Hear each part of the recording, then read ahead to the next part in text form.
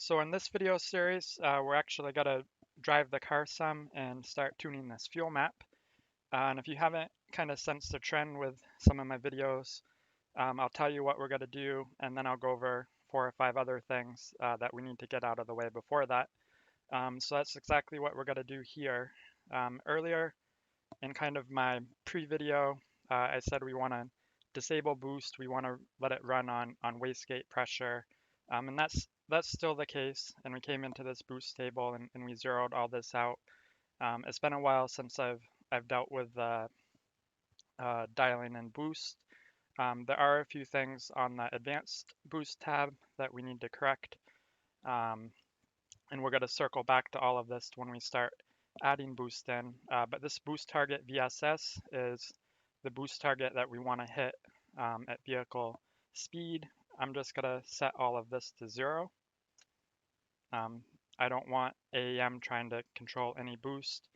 And then back on I think it's the boost tab, there are a few other boost feedback options that I want to disable, and I don't see them in this list, and it's a little weird because this is the workspace, and it describes some of them in the description. So if you watch this right here, I'm going to click 0.4, it automatically adds that channel.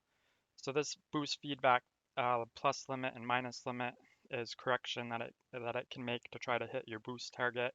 I'm just going to zero this out, and I'm going to zero this out, and there's actually 2 other options that I want to add and make sure that there's 0, and there should be boost feedback, this int gain, and pro gain. So those are both 0, so that's good. And you want to make sure that this wastegate base duty thing is 0, and all of these advanced modifiers are 0 as well. You can control boost by TPS or gear. We want to make sure that everything is 0. So next up, we're going to talk about knock. And before we go into the configuration, I think it's just important to understand what knock is. I am going to put a link in the description. It goes to a video that NGK did. They're a spark plug company. I'm sure you've heard of them. They have a really good video on detonation and pre-ignition, and I think you should watch that. It's 4 or 5 minutes. I am going to go over it briefly though, just for our purposes. People at work will sometimes poke fun at me because I'll explain things using Microsoft Paint. So that's exactly what I'm doing here. So before we talk about pre-ignition and detonation, this is just a picture of the engine, and right here the crankshaft is rotated so that it's putting that piston as high as it can possibly go. And this is what is known as TDC, when the piston is at the very top, and that piston had just traveled upwards and it's compressed that air and fuel that's came into it, and the spark plug's got to ignite it and it's going to send that piston back down. So when we're at TDC, that's known as 0 degrees, and when we're setting values in the ignition map table, those are degrees, and we may be setting them to like 10, 15, 20, 25, somewhere in that range. And what that means is that we're asking this spark plug to fire that many degrees before TDC. And we're doing that because we know that there's a delay. The ECU's got to send the signal for the plug to fire. It's got to go through an igniter, through a coil, maybe through a spark plug wire to the spark plug. And even when the spark plug sparks, it still takes a little bit of time to ignite that combustion, the air and fuel. It takes a little bit of time for that to burn. And when we ask for it to happen before, we do that because we know that after TDC is when it's going to actually happen. And we want that to happen around 15 degrees after TDC, and that's what's known as the MBT. They call it max braking torque. And at that point, it's when you're going to get the most safe force going down on that piston to get the most amount of torque from your engine, which is what you want. And if it fires a little bit after, it's not the end of the world. It could rob you of a little bit of torque. But if it fires before, you're going to increase your chances to get pre-ignition or detonation, which are both very bad. So pre-ignition is when uh, the spark plug isn't igniting the air and fuel mixtures. Something else is before the spark plug fires, and usually that can happen because the cylinder is very hot. You could have the wrong coldness spark plug. The tip of it could be glowing. There are numerous other factors. Could be the fuel mixture, the design of the piston. I think the NGK video goes over a few other things. And that's bad because if it ignites before we want it to, that piston could still be coming up. It may not even be past the TDC point, or it could be between TDC and where we want it to fire. And that puts a lot of stress on the motor. It's got to drive that connecting rod down. It can hurt the bearings. It can hurt the piston if it's not a forged piston. Um, it could be bad. And then there's detonation, and detonation is a little bit different than pre-ignition.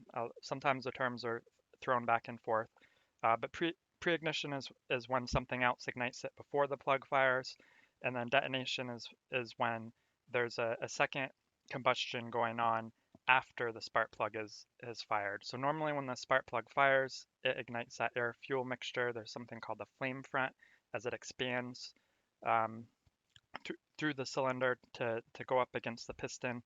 And with detonation, there's another part of that mixture that ignites, and there's a second flame front, and they combine, and that creates a lot of cylinder pressure. And again, that's bad for the piston. It's bad for the bearings. It can cause harm to a motor very easily, and we don't want that. And it's got to also cause a lot of hotness in the cylinder.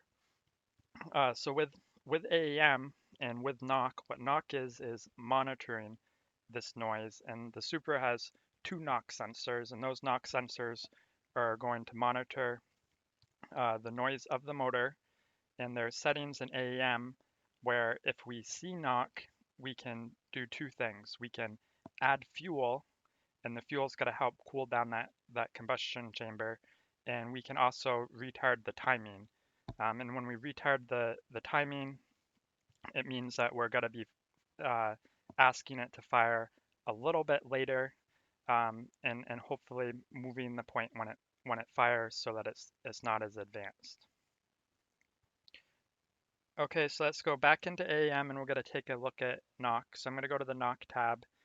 And before I do that, I mentioned that there's two knock sensors on the Supra, and we can actually see that on this coils injectors tab. We can see they've got two columns, one for each knock sensor. Two knock sensors is a little less common. Most cars will have one. My 3000 GT has a single sensor.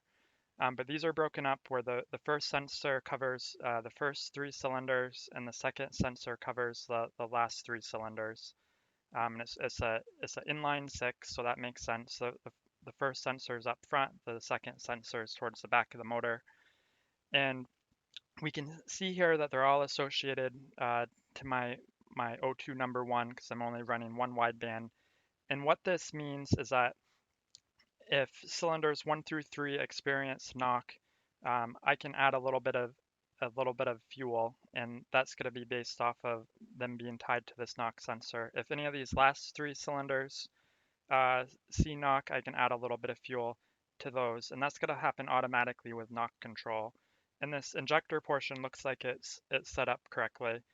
And the same thing applies to the coils. So if I see knock on sensor 1, I can go to the first three cylinders and I can retard the timing a little bit. And I can see that down here, stuff does look a little bit off. And this is how the map is delivered, and it looks like there's some mistakes. And I did look into this a little bit online, and on the AEM forum, someone makes a comment about knock, and the AEM guy actually comments asking why are your coil things not set correctly, and it's because they're delivered that way in the calibration file. So with this set, you can see that coil number 4 and coil number 5, they're not associated to any knock sensor. So the motor did knock and we were asking it to retard ignition, ignition timing. That won't happen for cylinders 4 and 5, and that's not good. So we want to correct that, and we want to map them to the right sensor. So coil 1, 2, and 3, we want tied to knock sensor 1, just like the injectors, and then coils 4, 5, and 6, we want tied to knock sensor number 2, because those are in the rear of the head. So that looks better, and that should be everything that we need from this tab. I'm just going to save this calibration file so those changes are saved, and let's go back to the knock tab. So this tab may look like it has a lot going on, but it's really not that bad. The main piece of it is this knock sensor cal graph at the top, and what this does is it establishes a trend line for the normal noise that your motor makes. So there's 2 knock sensors. Each one will output 0 to 5 volts depending on how much noise they're picking up. And they're going to be picking up noise regardless if you're knocking or not. When your motor's running, they're reading some level of noise and they're outputting some level of voltage. As you increase speed, you're also going to increase the noise that they're making.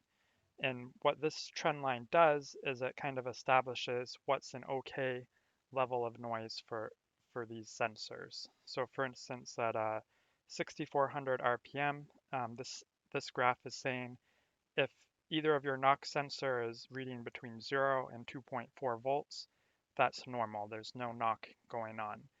But anything above this, it's saying that there's some kind of knock level on the motor. And this is where it can do corrections such as adding fuel or taking away timing. And it's not 100% clear to me. I can't quite remember.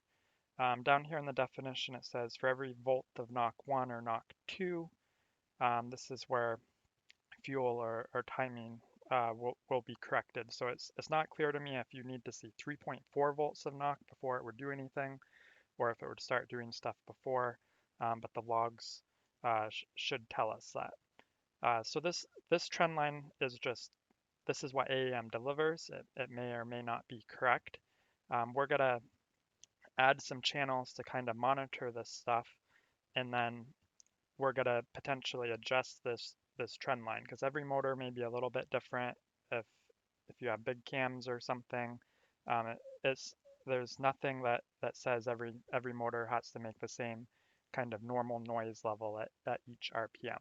So we're going to want to use some of these channels over here to monitor stuff, but we're not going to want to do it on this knock tab. We're going to want to do it on the tuning tab, because this is where we're going to be doing our data logging from.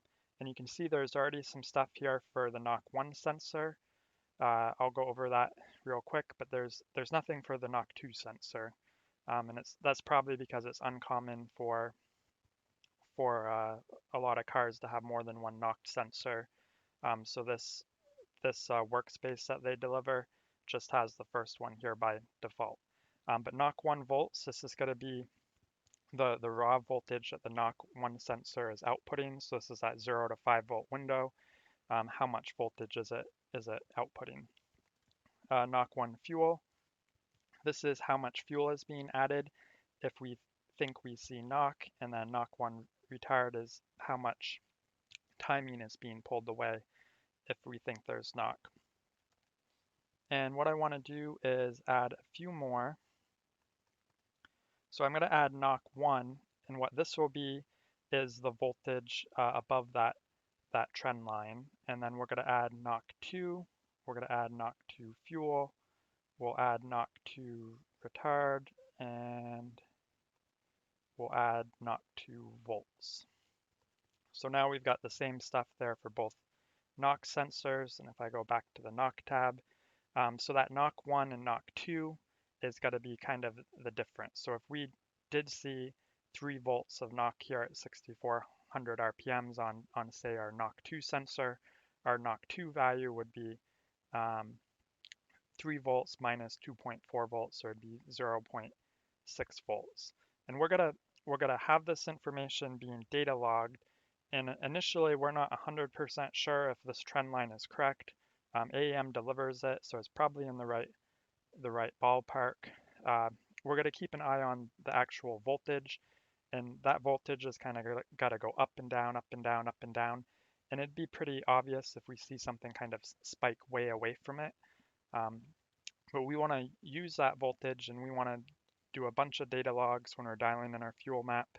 And we're going to go back and we're going to look at those data logs, and we're going to look at all the points around 800 RPMs, all the points around 1600, 2400, 3200, etc. We're going to take all those data points for each RPM level, and we can average them. We can add like 10 to 20% on top of that.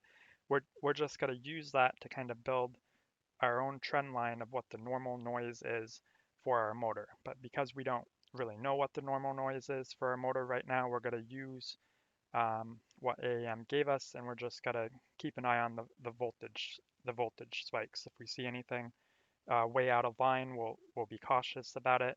But after we do build a trend line that we know we can rely on, we're not going to care so much about the knock 1 volts and the knock 2 volts. We'll be more focused on the knock 1 and the knock 2, and that'll just be the difference above this trend line.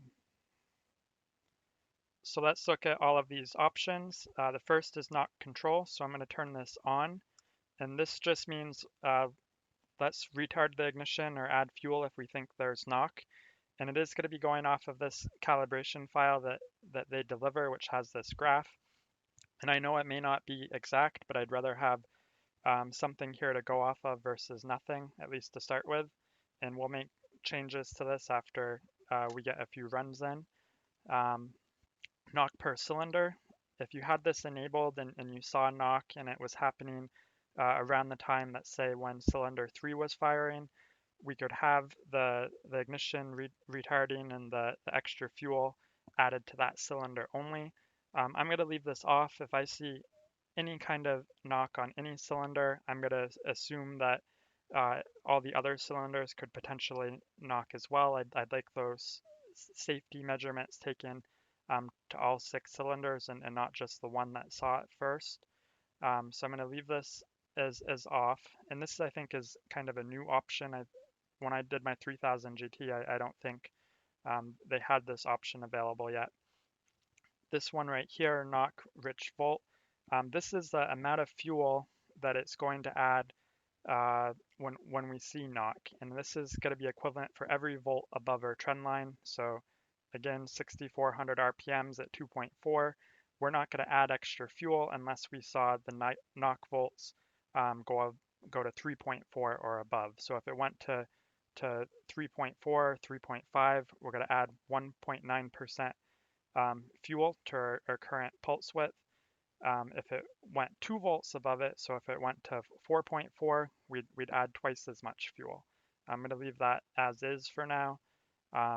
This sets a max, so how much fuel can we add? Do we want to keep adding fuel for every volt that it goes above?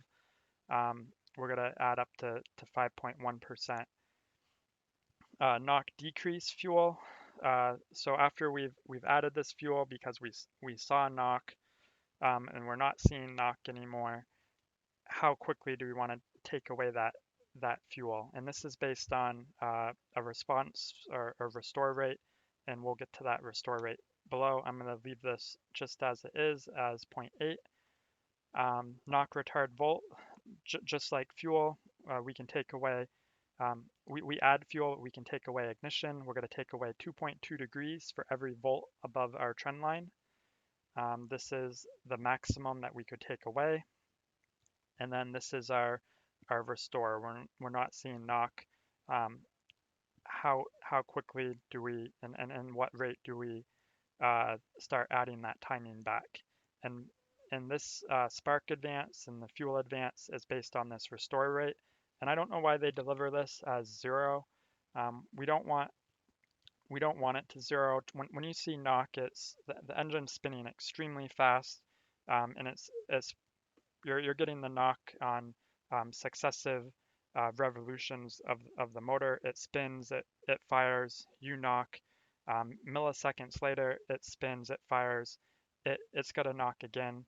Um, when we do this knock restore rate, we want to give it some time to make sure it's not knocking again before um, we start taking away fuel and adding the timing back.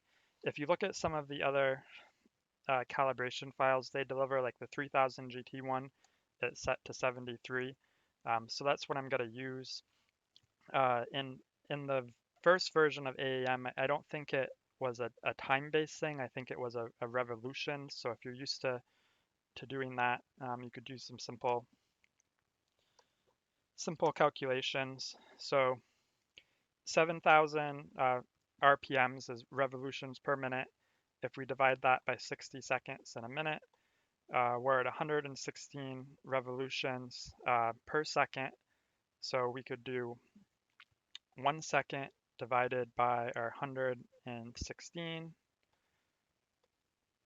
means that each revolution at this RPM is about 8.6 milliseconds. So if you're used to AEM version 1 and you had it set to 10 revolutions or 15 revolutions or 20, you could do this calculation, find out the time it takes for the cranks the crankshaft to rotate once, multiply it um, by whatever number you want, and figure out what the new millisecond value would be based on the revolutions that you want it to. So that's knock feedback in a nutshell. These advanced knock sensor values, these are pre-delivered. They're based on the stock Supra sensor. I'm pretty sure in the configuration manager, when you set that, it adjusts this. It doesn't hurt to use Google and compare to other people's values online. I know this 6.64 is what they talk about on the forum. That's what AEM sets, so I'm using it.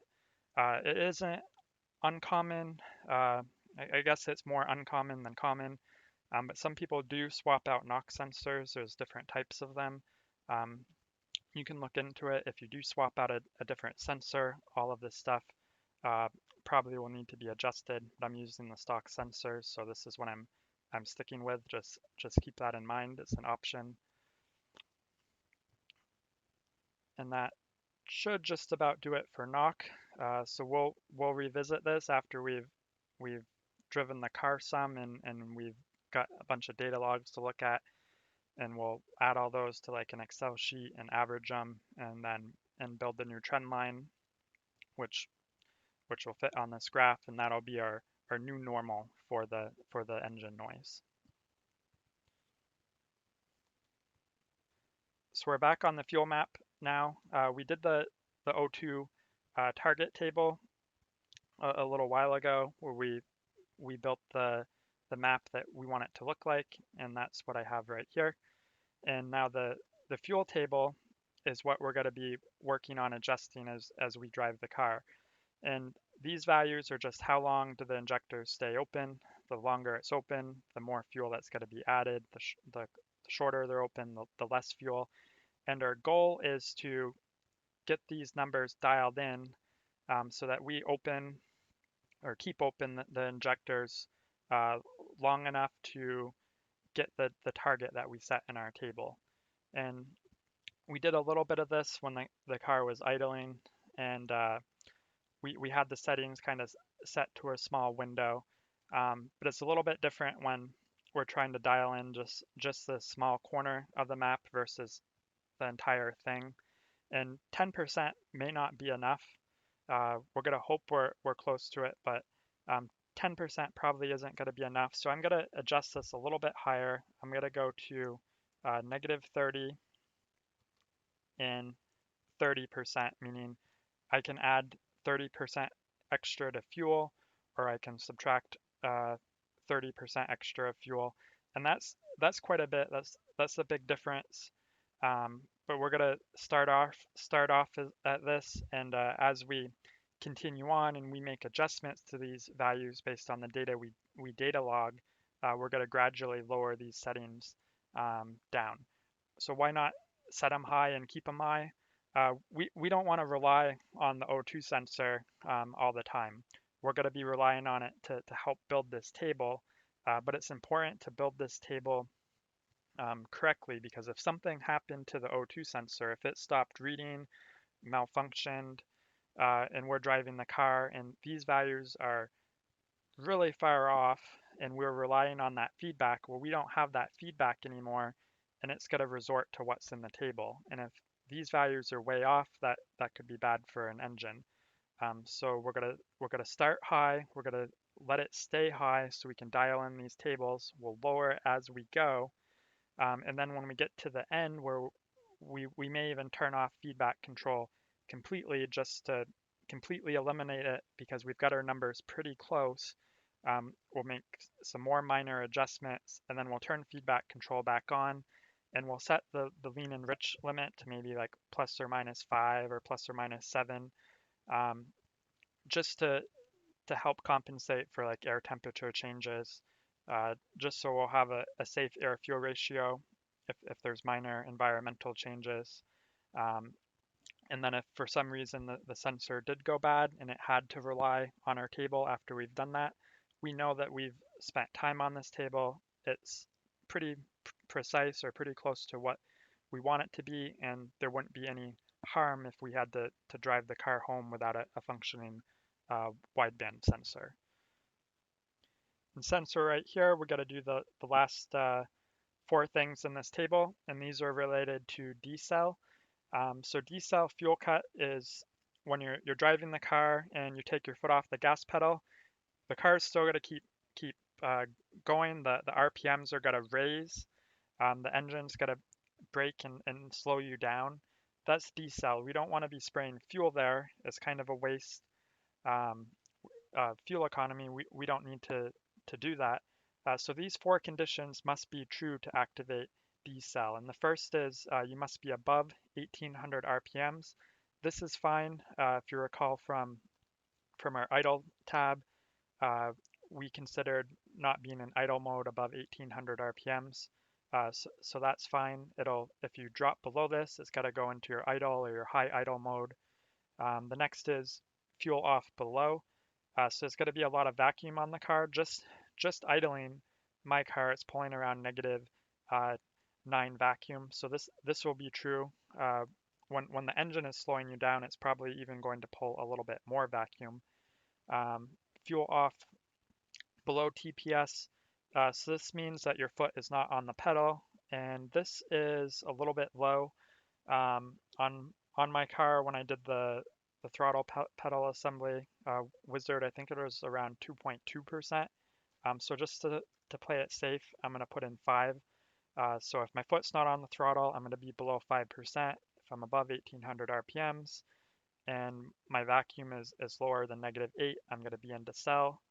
And the last is coolant temp. Can probably leave this as is, but I'm going to change it to 140, because that's kind of what I use uh, as the warmed up value in my warm up tables. But that's not a big deal. Um, so if I'm above 140 degrees coolant, I'll also be in a cell. So all four of these conditions must be true, and I'm not going to be spraying fuel to the car. And you'll know uh, if you're not decelerating correctly. I had a TPS sensor go bad on my 3000 GT, and anytime I would decel, I'd hear backfiring because I was still injecting fuel. And I went to the TPS wizard, and it wasn't right. Um, my TPS voltage wouldn't go above 2%. My sensor was bad. I swapped it out, redid the wizard, and that that fixed my problem. So let's save these values. Now let's jump right back to the tuning tab. We're going to run through this a little bit. This is where we're going to be doing all of our data logging, and anytime we're on a tab and we enable logging, it's going to pull in these channels.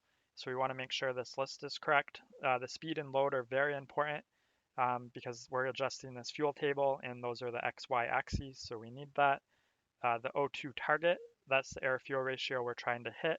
The O2 number 1 is what the air fuel ratio or wideband is telling us we're seeing. Um, So if we're seeing 13.4 on the wideband and our target's 12.6, we're going to need to add fuel.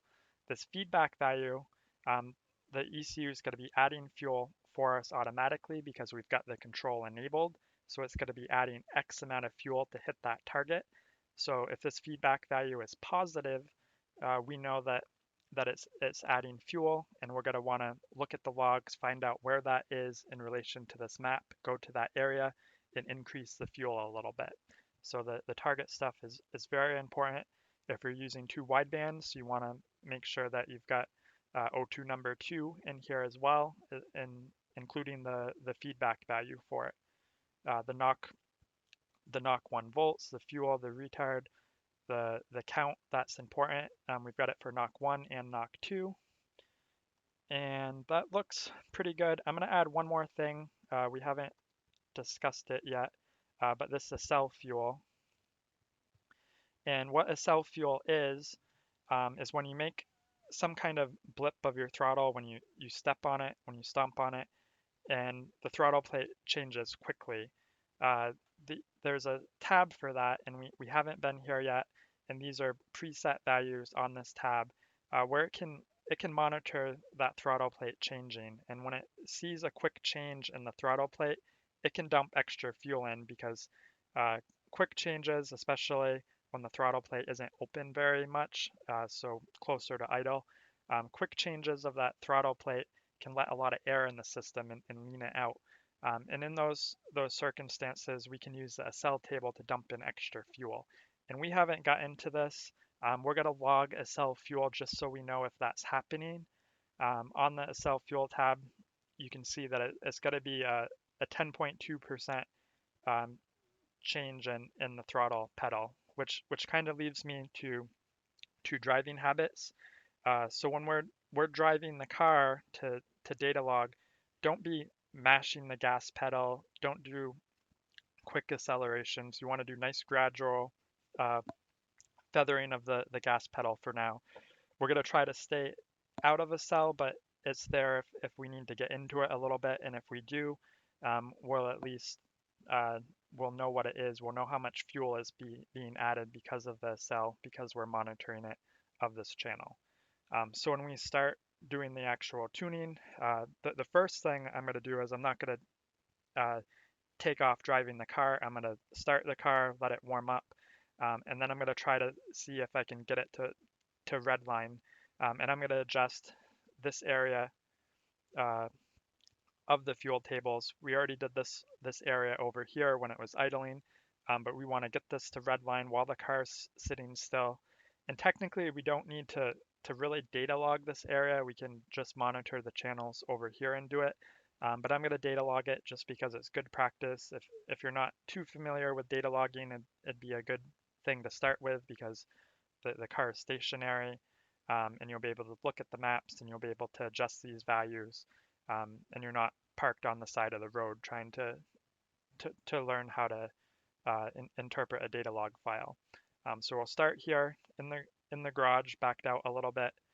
We'll get this area of the map dialed in, and then I'll go for a short little drive. I've got a pretty long driveway, so I'll probably drive down that and speed up a little bit, and then I'll examine this area. And based on the kind of compensation that I have to do, if I'm finding that all these numbers are way off or way out of line for what they are, I may scale the entire upper area of the map, hoping that the entire map is just off a little bit. But we'll see. We can add 30 or subtract 30% fuel because of the feedback tables that we adjusted. Um, and the only way to do this is to do this. So that's next. So the car is running. I've let it warm up. My air fuel ratio is in the ballpark. One other channel that I added that I forgot about earlier is this DFCO. This is just going to be on or off if I'm in Decel fuel cut. So this can be useful when looking at the log. So what I'm going to do now is I'm going to start PC logging. So it's logging all these channels. I'm going to also kind of look at it here, and I'm going to gradually put on the throttle and try to get over in this area of the map.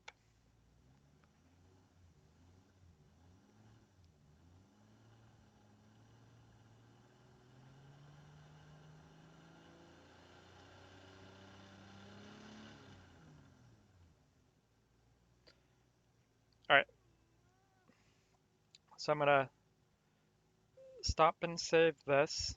I could see the DFCO kind of hopping on and off.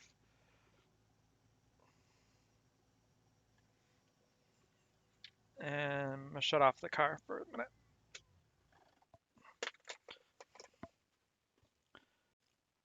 So this is my log file from just starting the car and trying to rev it.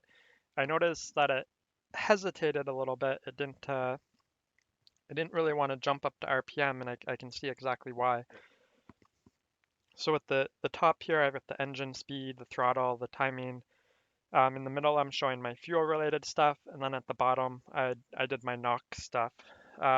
So right here, this yellow line is my RPM, and I'm trying to raise the RPM, and they keep dropping, keep dropping, keep dropping.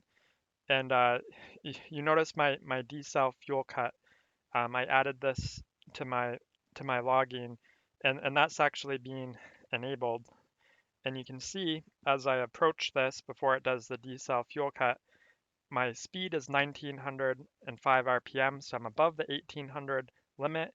My load is negative 2.4, so I'm below the negative 8 limit. And my throttle is 4.5, which is below that 5 limit. And I don't know what my coolant's 176, so I'm above there. So as soon as my RPMs exit kind of that 1800 limit for idle and surpass this right here, it's cutting fuel. So that's the problem. It means I don't have this set up correctly for my application. So what I'm going to do is I'm going to do two things. I'm going to lower the throttle a little bit, and I'm going to change the vacuum a little bit lower. My car idles around negative 9.4 or so around here, negative 9.53. So that vacuum should probably be a little bit less than what your car's got to idle for, because when you are in a true decel and you let off the gas, your car's going to go to a lesser vacuum than what it normally idles at. So I didn't have that quite low enough. So this should fix the decel problem, which will get rid of all this, and I should be able to get it to go a little bit further. So down here is my knock, and it may look a little bit cluttered. This stuff right here in this dark purple, these are the actual voltages reading. And you can see right here in the blue, that's when the knock feedback is adding fuel. And I don't know if you can see it right here in the orange. This is my voltage above that threshold line. So I said for the actual knock volts, you need a volt above it, but it looks like it does actually start doing fuel corrections before you're even a volt above it. So just a little bit above it, it's got to start doing a small percentage of that fuel.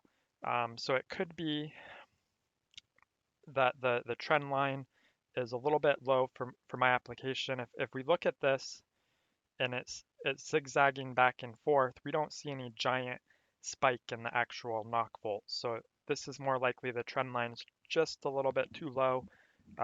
We'll keep it as is and do another test with this stuff fixed and see what we're dealing with. But we can go back and forth here, and we can take a look at the volts. So we're at 0.44, 0.62, 0.64. So we're getting a little bit higher, 0.76, and we're around 1600 RPM. So if we go back to knock, where is knock? 1600 RPMs. The threshold is 0.7. So anything above 0.7, it's registering as knock. And I was under this assumption based on the notes that I was 1 volt above it, but it looks like just a little bit above that trend line. It's got to start doing correction. So we may need to bump this up just a little bit, but let's do a second test with these Decel fuel settings fix. So I'm going to save this and get this uploaded. Okay, let's start the car.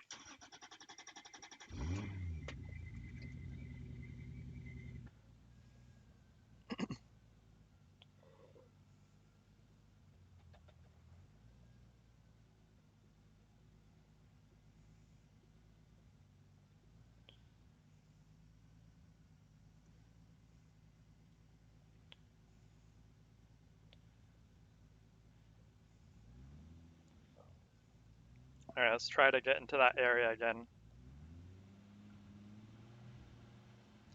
Guess I should probably start the logging before I do that.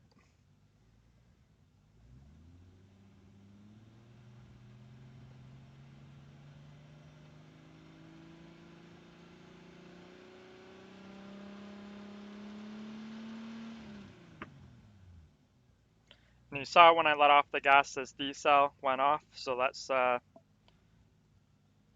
stop and save that. And I'm gonna shut the car off and peek at it.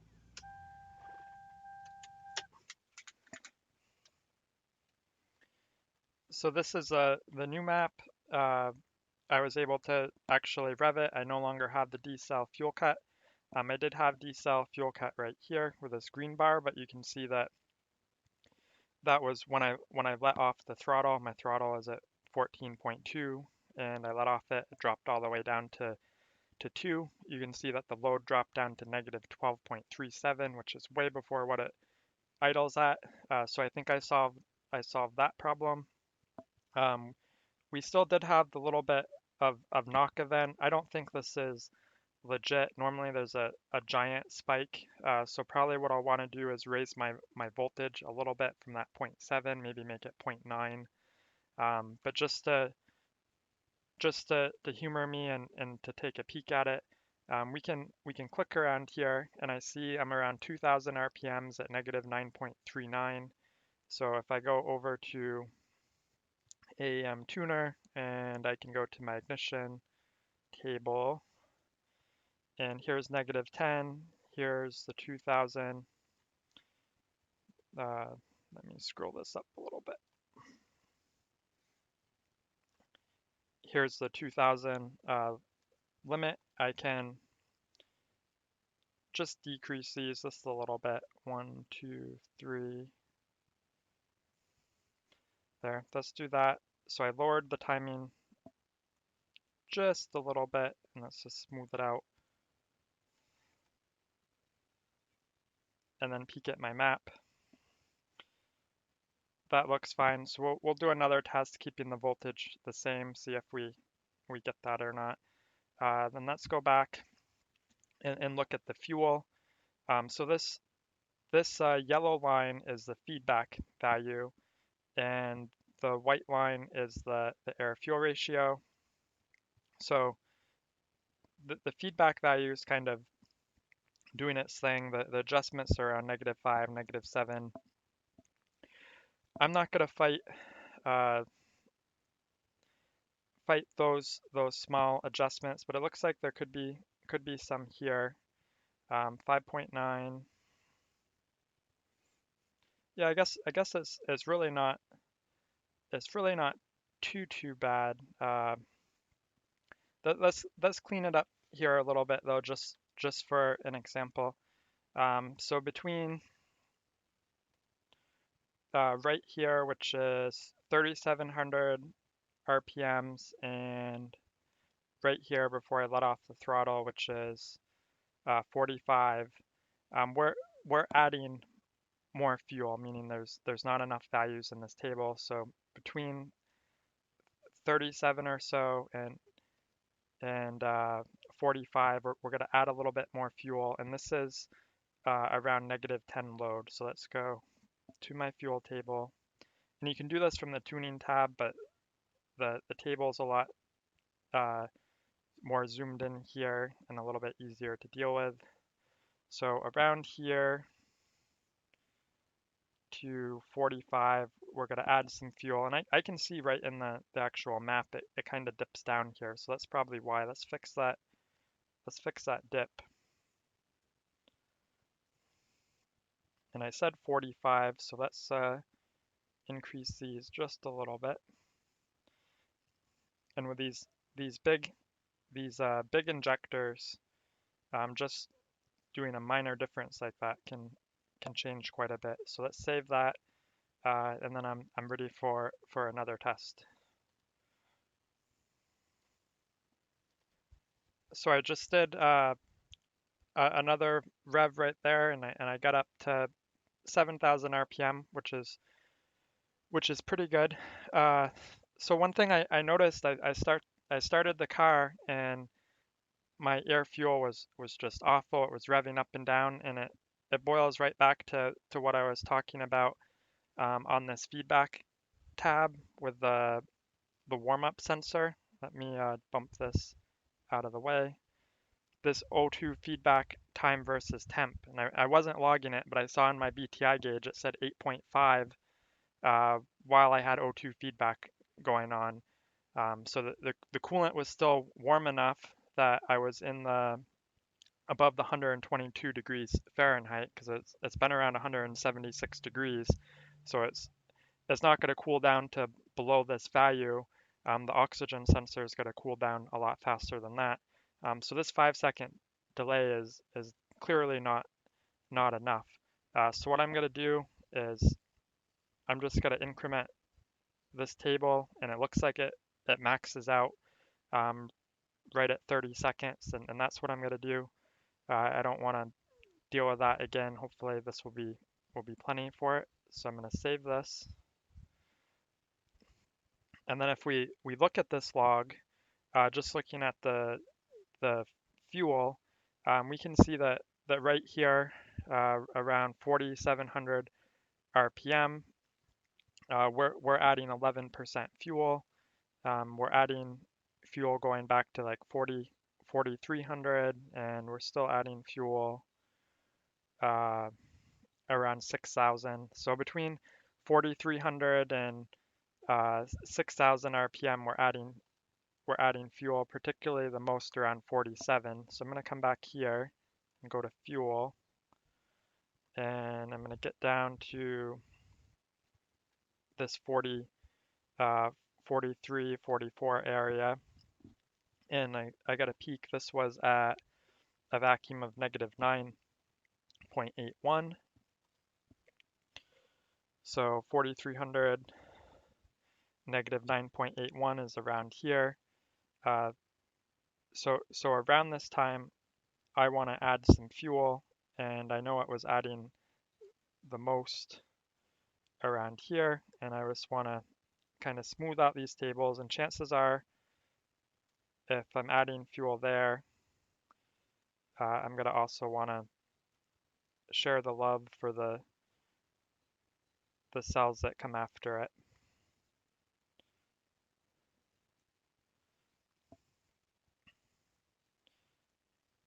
And this next line's pretty close to it, so I'm going to bump this up out of the way.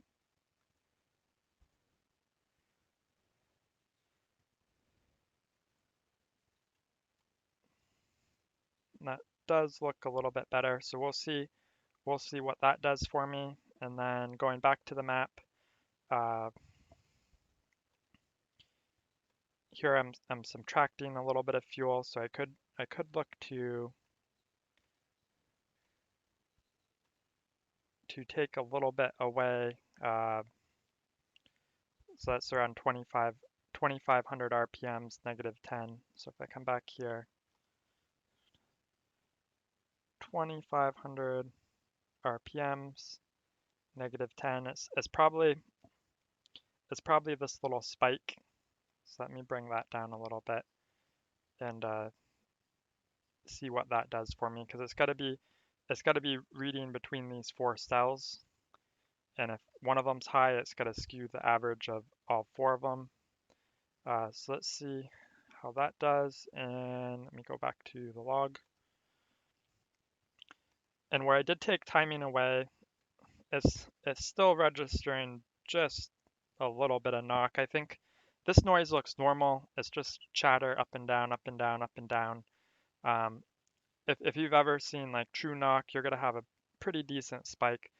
This one is a decent spike right here. It's 2.25 on knock 1 volts, and I'm at 6,400 RPM. So if I peek at my knock table,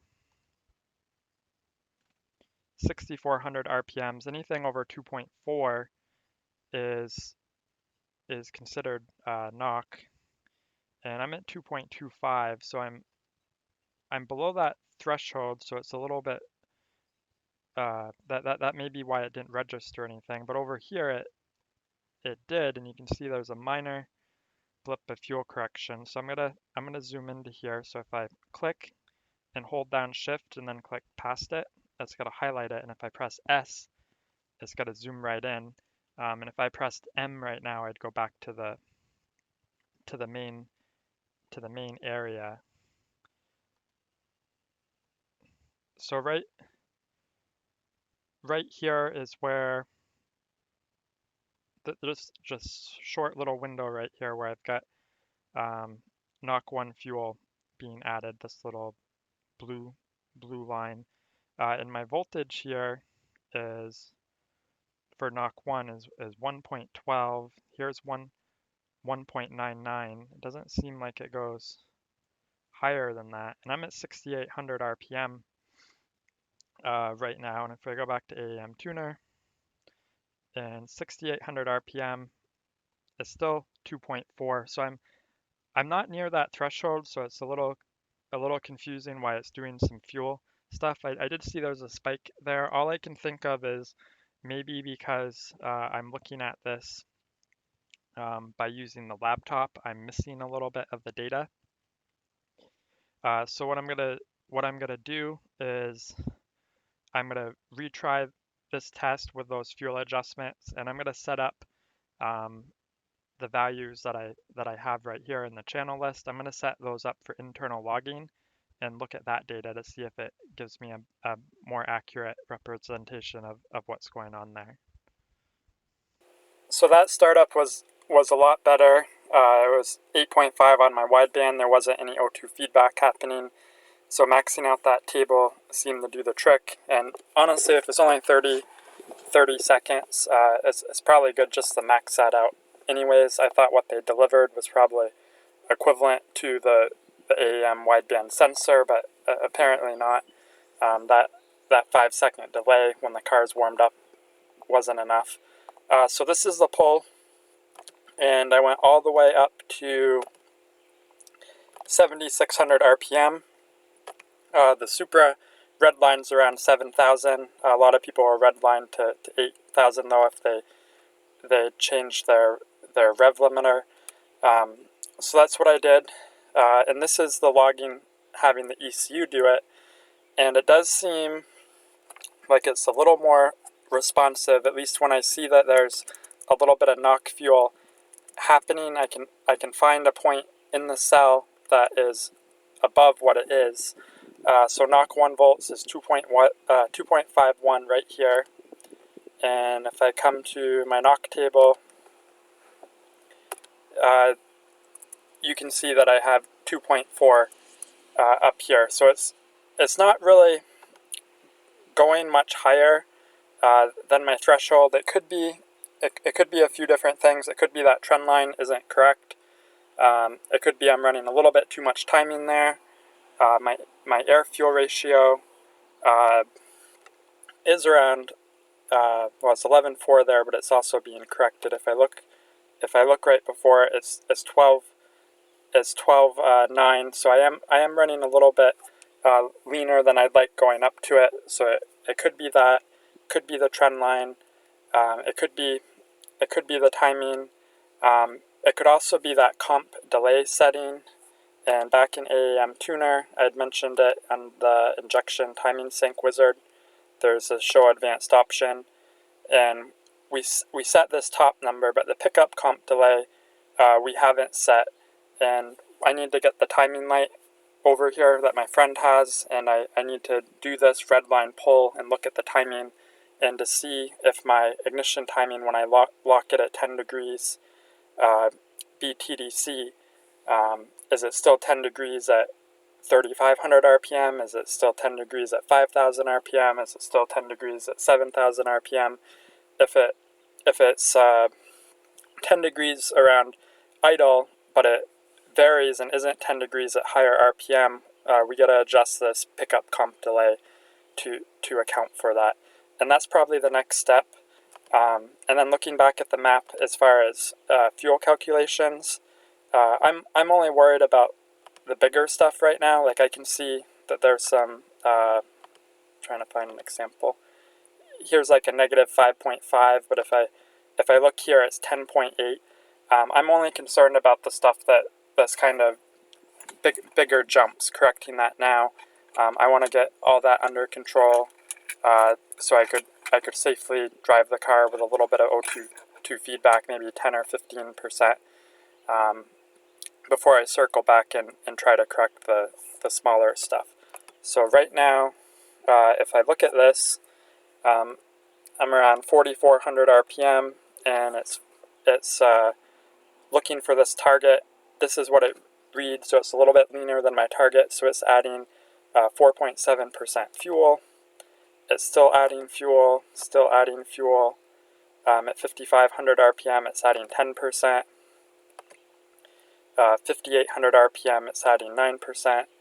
Around 6,000 RPM, it's adding 6%. So between that 4,400 between that 4,400 and 6,000 RPM and around -8 load, I need to add fuel. So if I go back to AEM tuner and I go to my fuel map, and I said -8, which is around here, and I said 46 to 6,000. So this is that same section that I kind of just ramped up a little bit earlier, at least part of it is. So I'm going to help with those values. I'm going to raise them a little bit more. Whoops. I'm going to kind of smooth out the map just a little bit around it.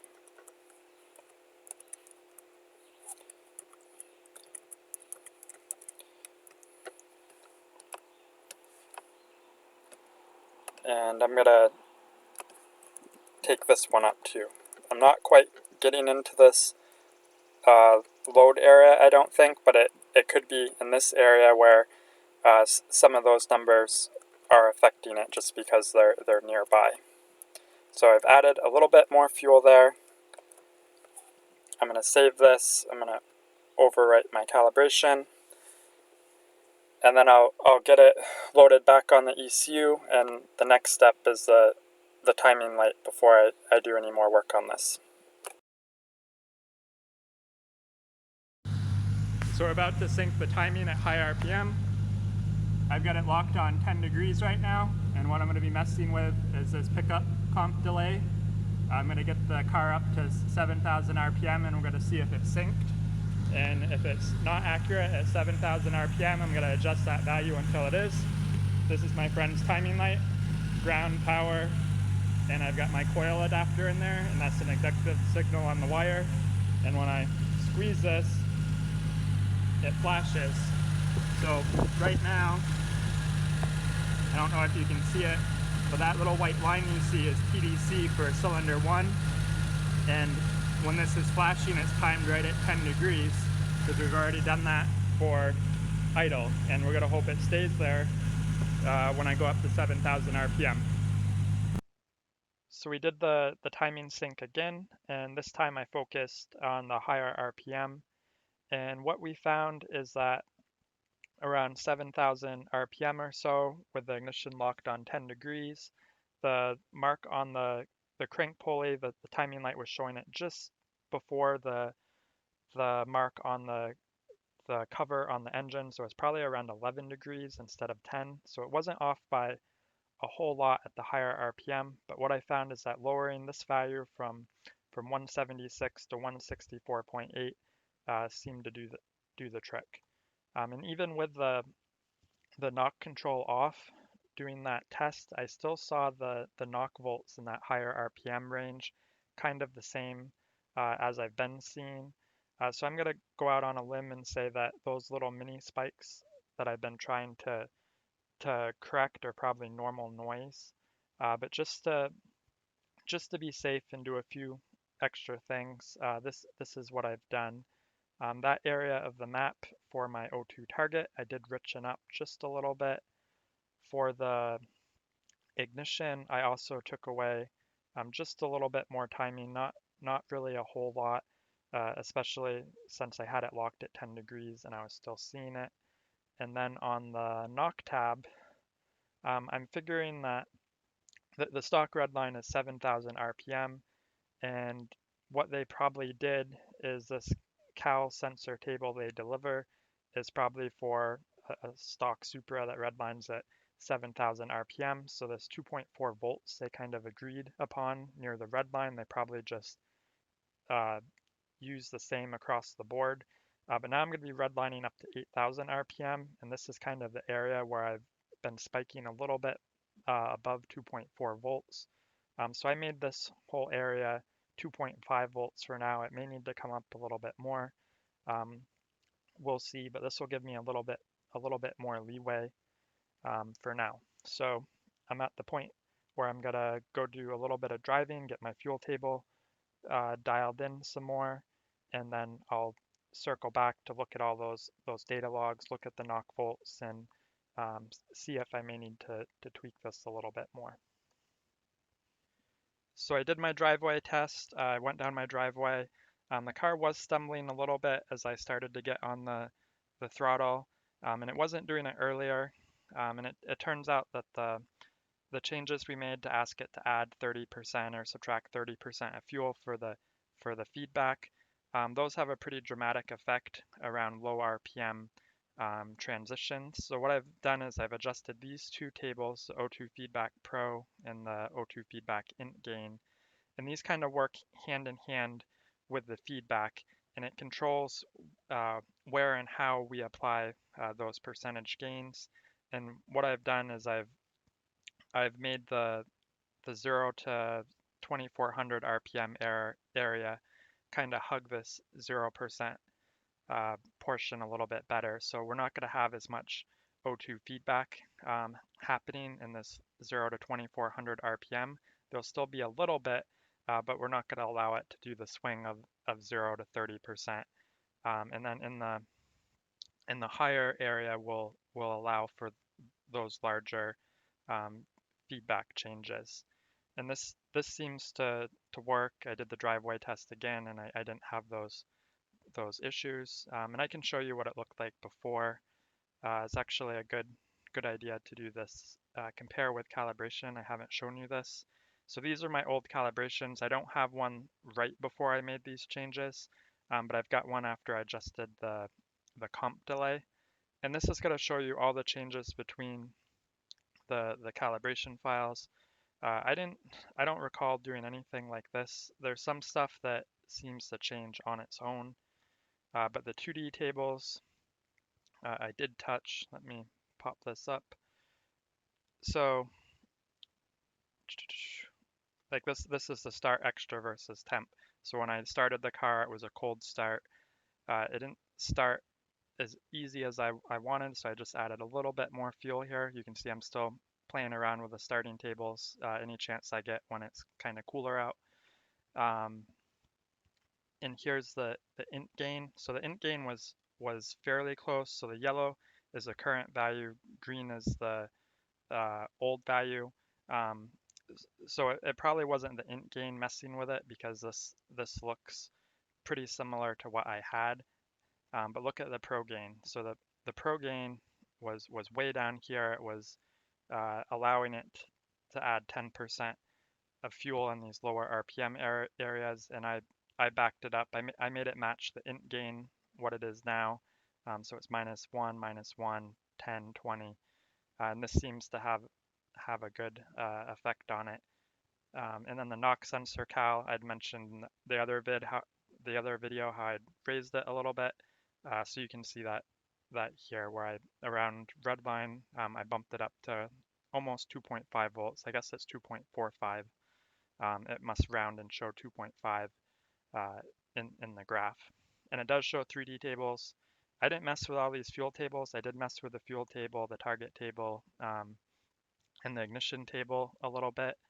I didn't touch the fuel math or the fuel throttle, but I'm guessing that just adjusting the fuel table causes these other tables to kind of change on the back end, so it detects it as a difference.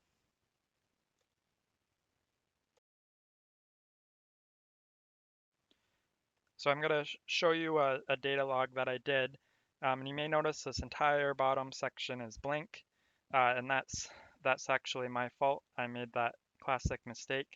So I was on the O2 feedback tab and I wasn't on the tuning tab. I was doing internal logging as well, and I was testing out the loop feature. And the loop feature does not work. The data, I don't even know what to make sense of the data. It doesn't show me what I want. Everything kind of shows in white. So I would say it's still broken. I knew it was broken in an earlier release, but it doesn't look like it's fixed in the latest. So instead of being on the tuning tab, I was on the O2 feedback tab. This feedback tab doesn't have any knock channels at all here. So that's why I end up with this. So I have no knock data to go on. I'll make sure I'm on the right tab the next time I do this. But I did get a lot for fuel, and I know it's pretty safe. I didn't even go above 4100 RPM. So let's take a look at the log, and this is zoomed out. You can get to this point at any time by just pressing the M button if you're zoomed in somewhere and you want to get to this view.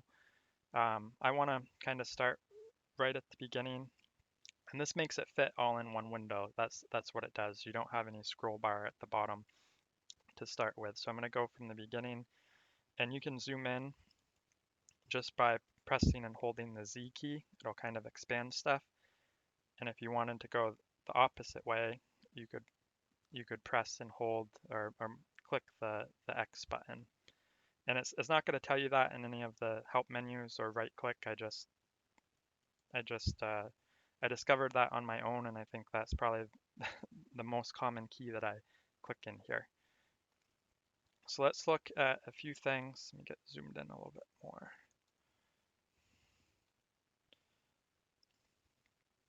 So I probably only drove about 2 miles or so.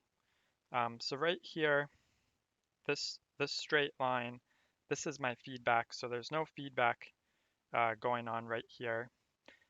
So right here, it's actually taking away fuel, and I'm going to make note of that. Around 3,000 RPM, it's subtracting 13.7% fuel to try to hit my target. So I'm going to make note of that.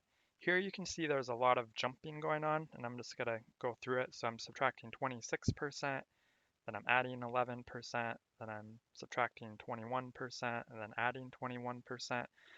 This is with the feedback, and this is related to that 30% number. When you make these big adjustments and it tries to correct it, it's seeing that I just added a bunch of fuel, and now I made it too rich. That's take away a lot. I just took away a lot. Now I made it too lean. That's add a lot, and that's what it's doing. And we don't necessarily want that, but we can't do much about it. Right now, we're just trying to get that fuel table safe. And eventually we're going to lower those percentages, and we're going to focus on the smaller percentage values.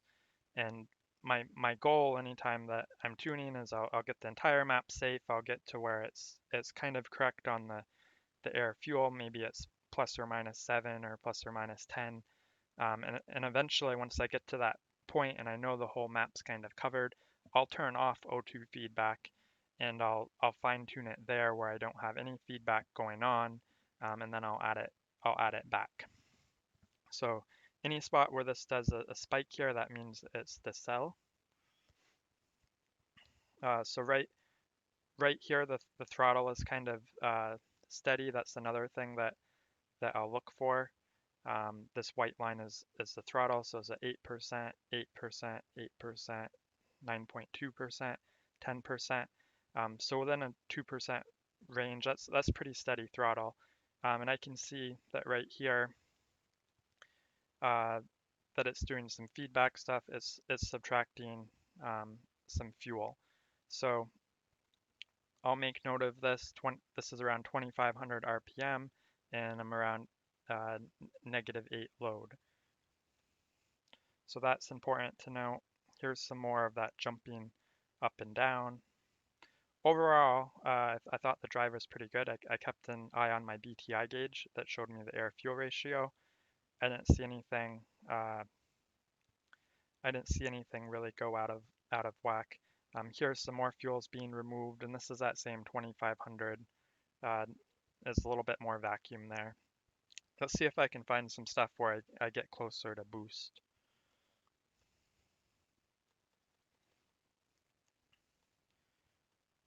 So here I'm getting up to 4,400 RPM. And I do start to add a little bit of fuel when I get closer to the zero load. So 4,200 RPM, I'm adding a little bit of fuel. So I can probably adjust my map to add a little bit there.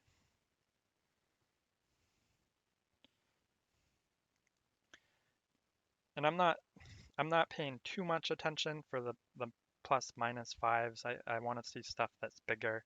I can live with these smaller corrections now. I just want to get the best bang for the buck, the quickest bang for the buck, to where I can drive the car, and I know it's not going to be dumping 20-30% fuel somewhere, or removing it, knowing that I'll circle back to it.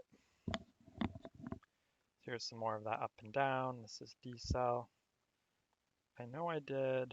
Let me see. Should be, you can see a lot of this up and down stuff.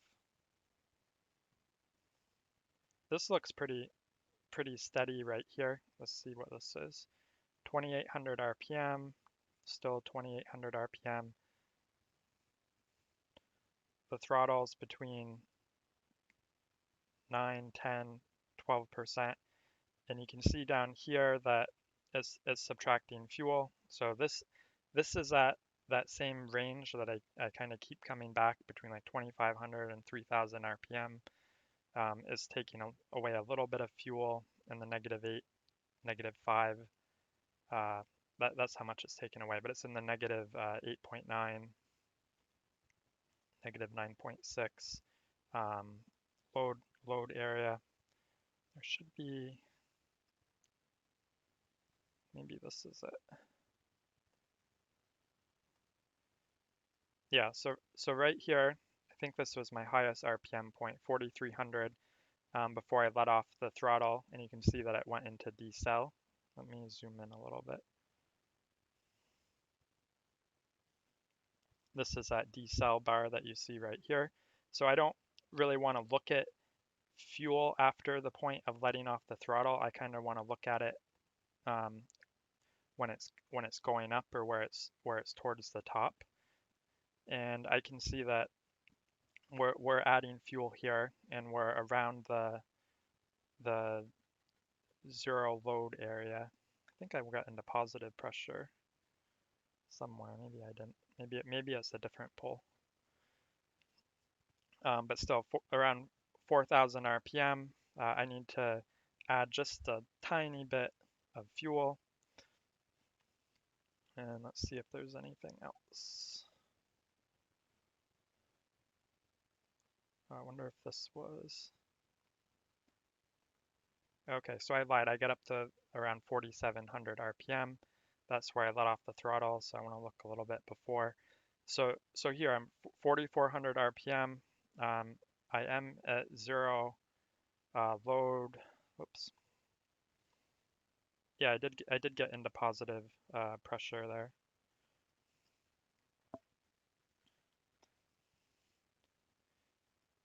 So 4,000 around 0 again, where the feedback's adding a little bit of fuel, so I'm going to add some there. And that has to be my last pull. Let me just check. Yeah, that was my last pull. So what am I going to do with this data? I've already kind of peeked at it, and I made some notes of where I want to add fuel and subtract fuel, and I put them in Notepad just because if you're reading a big map like this, you don't want to say, okay, in this area I want to subtract a little bit of fuel and then go change the map and then go to a different area and say, oh, I need to add some fuel to that area, and then get to a different section of the graph and say, oh, I need to subtract some fuel here. And you don't want to forget that I just went back to that map and I already took away a little bit of fuel there. So by doing it this way, you kind of know the area, and then I can just look back at this and I can go into the map and make my changes. So 3,000 to 3,500, -5 to -7. So if I go to the fuel tab, 3,000, 3,500. So right here is where it's taking some away, and I'm sure it's probably pulling some a little bit above it. So I'm going to pull a little bit down there.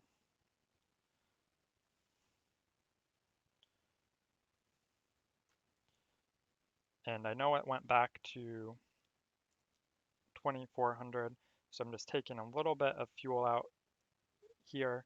And this doesn't look like much, and it honestly probably isn't a whole lot. But these are big injectors, and there's not a lot of play in these numbers. Making a small change uh, with a big injector can make a pretty big change in how much fuel is being delivered. So that should make that area a little bit better. And then the 4,000, 4,200, 4,300 around zero load. So 4,000. So this area I'm probably adding a little bit.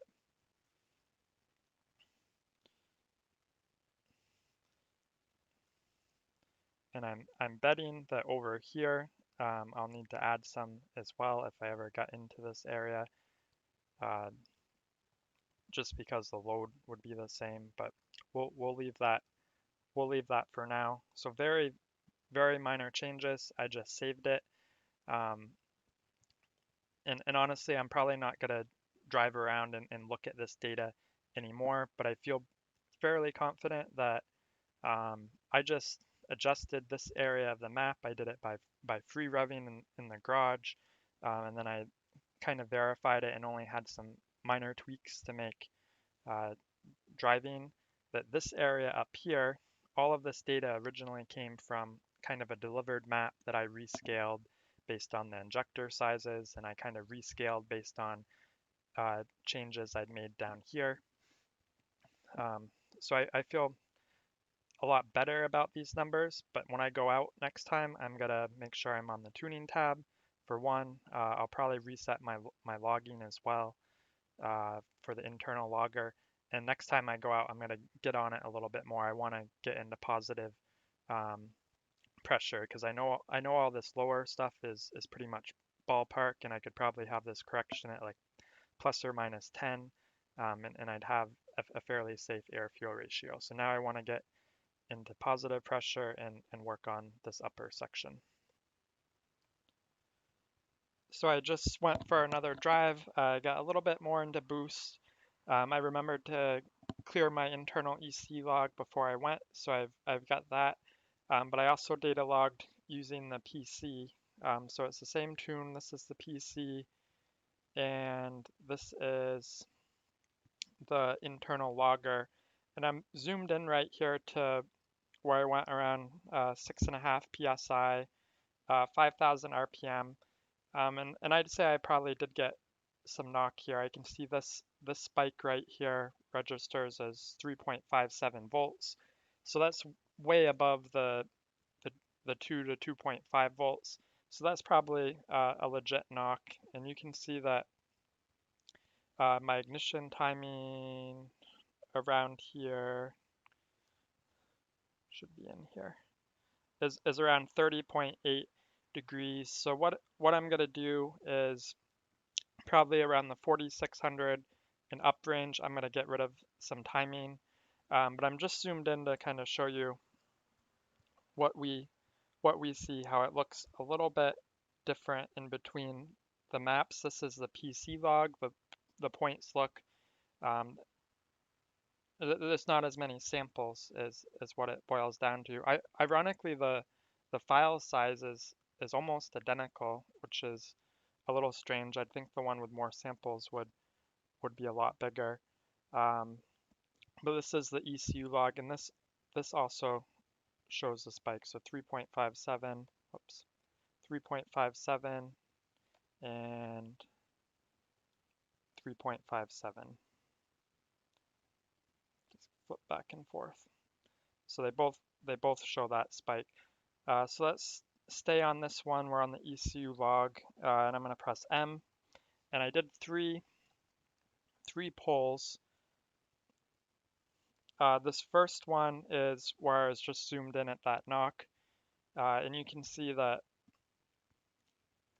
above like 4200 RPM all the way to around 6200 RPM, I'm adding quite a bit of fuel.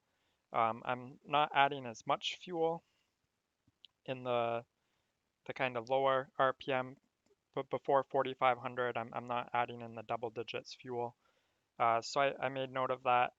So 4000 to 4500 around this load, I want to add some fuel, and then 4500 to 6400 around that load a little bit more, I want to add a lot more fuel. And let me zoom back out, and then this next little spike, I was driving and I put it in third gear, and I kind of gave it some gas to try to get into that lugging area a little bit. So you can see that right here, I'm giving it 71% throttle. I'm only at 2600 RPM, and I go to 3000 RPM, and my load's around 2.5, but it's subtracting a little bit of fuel here. So here's kind of that lugging area where I have it subtracting some fuel. And let me go back to the zoom, and let me zoom in here.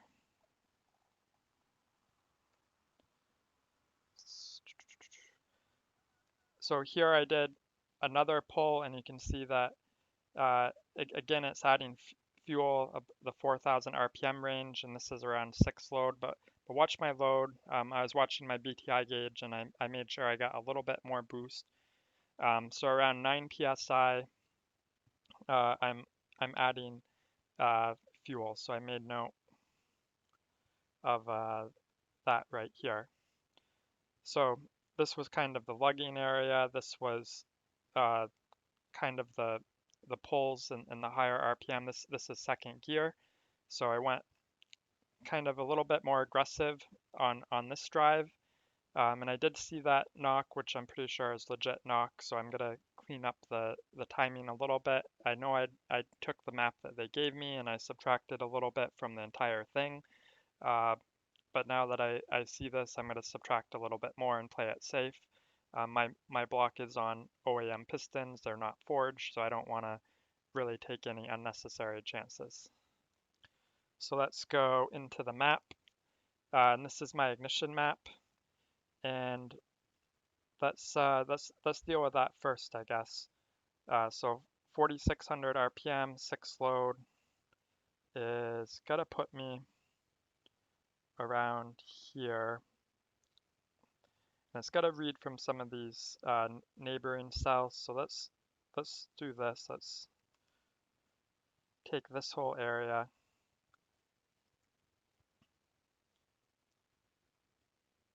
And it pulled out about 4 degrees, if I recall. Let's Let's go peek at that one more time. So M,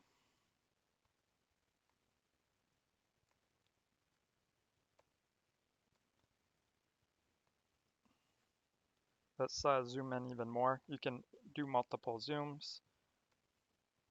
So it's pulling out around 3 degrees right here, and here it's pulling out over 3. So let's go back to tuner.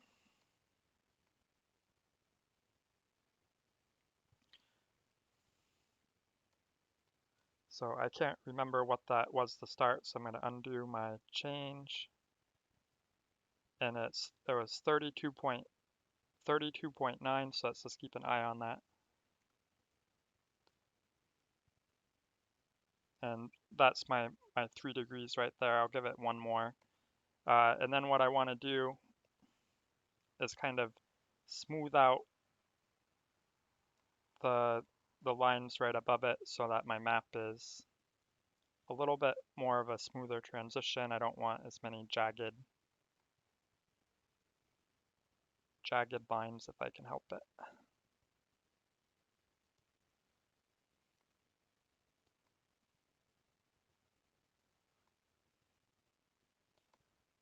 I'm just going to save this so that I can see. So that the timing does dip down here.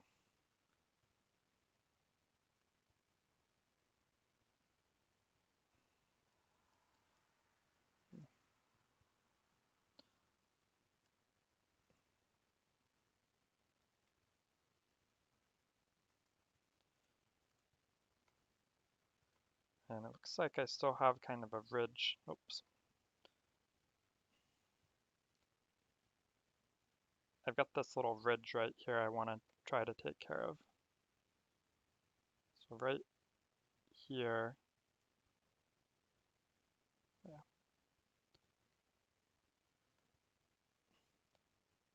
I can live with that for now. That'll make it a lot safer. And then let's take care of the fuel. So if I go to the fuel tab, and I had a few different adjustments here. Let's take care of this subtracting fuel. 18 to 2500 RPM. I want to subtract a little bit, and that's -5 load. So 18 to 2500 RPM.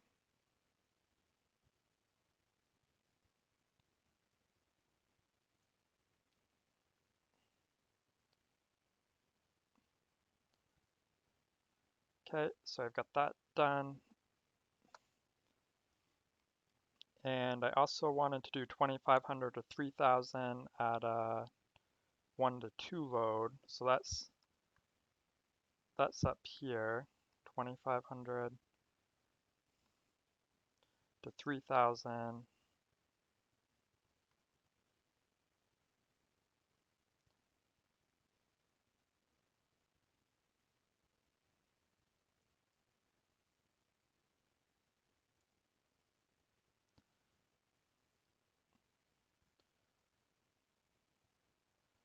Just trying to balance it out a little bit.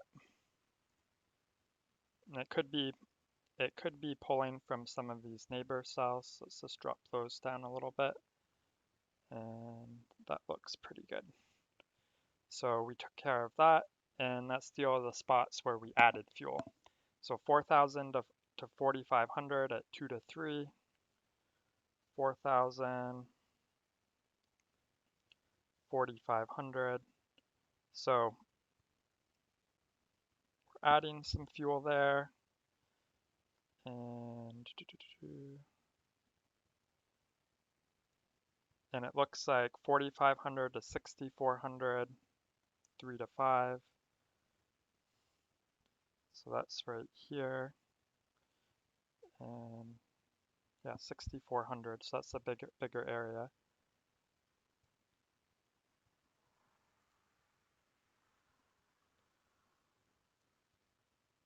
And that was adding quite a bit of fuel. So let's clean that up, and I'm gonna bring this kind of up to speed.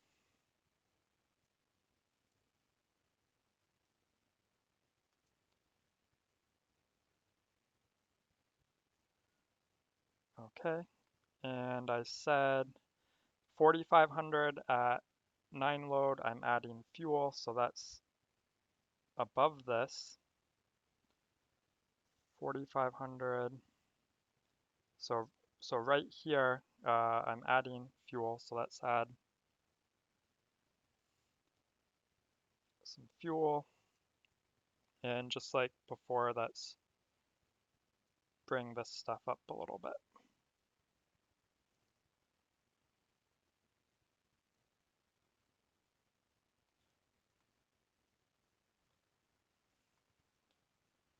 I'm trying to make these lines pretty good, not too jagged or anything like that. So that looks good. So I'm going to save this and give it another try. And it's going to be repeating this process just like I said before. I'm probably not going to do a video of every single time I do this. You kind of get the point. Just each time go a little bit further. If you have to take away timing because it looks like a legit spike, definitely do that. So just an update, it's been about 2 weeks since I posted anything, and that's just because I've ran into some problems with the rear end in my Supra. My pinion seal was leaking, and I was also blowing a little bit of fluid out the breather hole. So over winter I did more than just install AEM and the bigger turbo. I also swapped out the rear end in the Supra for an 8.8 from a Ford Explorer. I got it through Granis Racing. I did that for a few different reasons. One, it's a little bit beefier, stronger. I've got built axles with it. But the biggest reason is that the gear ratio is adjustable. So you can see it up there right now. The gear ratio is adjustable, so I've got that 4.10 ratio, so it matches a true Supra 6-speed. And also, because you can put an aftermarket LSD in it a lot cheaper than you can with any Supra diff. It's around $500 for a Detroit True Track LSD. So I had to replace the pinion seal. That took a little over a week to come in, and it took me a few days to do. I've got something on my lift that I couldn't get off, so I had to do everything kind of the old-fashioned way on jack stands, and my back's been a little sore, so I kind of struggled through that. But that's taken care of now. It doesn't seem to leak. I made an expansion tank for it. Here's a few pictures. My friend welded it, and that will catch a little bit of the excess fluid as it heats up. Some of it is getting pushed out the vent hole, and then it'll drain back down when it cools down. And since I had it out, my radiator shroud came. It was scratched up, but I was sick of sending it back and forth, so I cleaned it up a little bit, and I painted it, and I got that back in. So everything under the hood looks real well. My rear diff isn't leaking, so I'm just at the point where I'm going to continue getting the fuel dialed in. I'm almost done and almost to the point where I can start turning up the boost. So I'm done getting my fuel dialed in, at least initially. I just want to kind of go over what I did because I wasn't videoing every single step of adjusting the fuel map. But when I started, I went back and looked at my logs. It was 6:29 when we did the comp delay setting in my garage, which means all of these log files after this are kind of me recording and making adjustments to the map. And these last ones are just from the last 2 nights, and you can see there's an 8-day gap in between there. That's when I was dealing with the pinion seal on the rear diff. And these early ones are kind of when I'm just driving around, not really getting into boost, making adjustments. And I wanted to point out a few things that I ran into. You recall in my last video, I'd talked about I was getting some light knock. I was going to take away timing to get safe. Well, I kept having to do that, and I knew something was wrong. That didn't seem right. normally the maps that AEM give you are pretty good. So I went back and I did some comparing, and I actually figured out the problem. So what I'm showing you right here, this top one is from after doing the comp delay setting with a timing sync, and this bottom one is the delivered one. And I said that when you do the scaling, AEM adjusts everything correctly, and that's been the case in the past when I've done it. But for some reason, it did not calculate stuff correctly here. Uh, I caught it obviously because I was monitoring the logs, and I kept having to pull timing. Um, so I didn't want to get knock. But just looking back, I can kind of see um, what happened. And if we start kind of in the lower section, these are my numbers. These down here are AEM's delivered numbers, and it's not exactly negative 13.1 in both spots. Remember, I rescaled this up here, but these numbers are close enough. 18, 19, and over here it's 39.95. Up here it's 38.2. Uh, so that this lower section is kind of fine. But then if we look at the top, obviously this doesn't go to 35 psi. But these numbers are lower. Uh, it kind of mimics what's up here. But let's just take a few right from the middle where they do match. So we're going to look at 0.9 and 0.3. On my map, I'm running 36 degrees at 6,400 RPM. On their map, they're running 31.16.